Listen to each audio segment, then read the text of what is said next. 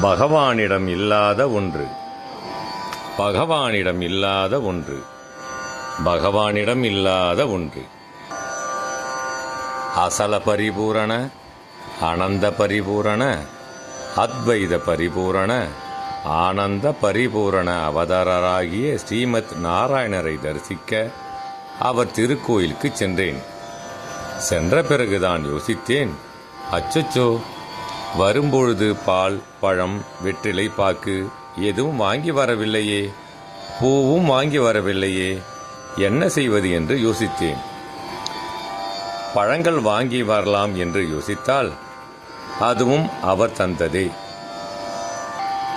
பாலால் அபிஷேகம் செய்யலாம் என்று யோசித்தால் அவர் ஏற்கனவே பார்க்கடலில் பள்ளி கொண்டு இருக்கிறார். ஆபரணங்களால் அவருக்கு அலங்காரம் செய்யலாம் என்று யோசித்தால் ஏற்கனவே அதற்கு அதிபதியான மகாலட்சுமியையே பக்கத்தில் வைத்திருக்கிறார். அவரிடம் இல்லாத ஒன்றை ஏதாவது அவருக்கு கொடுக்கலாம் என்று யோசித்தேன். அப்படி யோசிக்கும் பொழுது ஒன்றே ஒன்று அவரிடம் இல்லை என்று கண்டுபிடித்தேன். ஆமாம், அவரிடம் அறியாமை ஆகிய ஜீவன் அவரிடம் இல்லை. நாராயணா என்னும் நாமம் சொல்வதற்கரியேன்,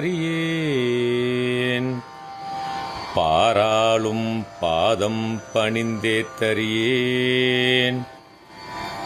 காராரும் மேனி கருணாகரமூர்த்திக்கு ஆராதனை, எண்ணறியாமையாகிய ஜீவனொன்றே.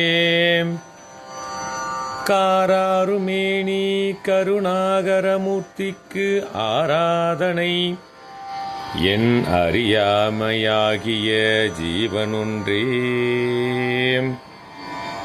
ஆமாம், இந்த அறியாமையாகிய ஜீவனை அந்த கருணாகரமூர்த்திக்கு சமர்ப்பணம் செய்யலாம். ஆனந்தம், பரமானந்தம். தேகமே தான் என்னும் ஜீவன், அறியாமையாகிய ஜீவன், அஞ்ஞானமாகிய ஜீவன், ஆரோபமான ஜீவன், அவித்தையாகிய ஜீவன், அதை அவருக்கே சமர்ப்பணம் செய்யலாம் என்று இருக்கிறேன். ஏனென்றால் அதுவும் அவரிடம் இருந்து வந்ததே, ஆனால் அது அவரிடம் இல்லை. ஆதலால் அந்த அறியாமையாகிய ஜீவனை அவரின் பாதத்தில் சமர்ப்பணம் செய்துவிட்டு ஆத்மாவை அவரிடம் சேர்க்கிறேன்.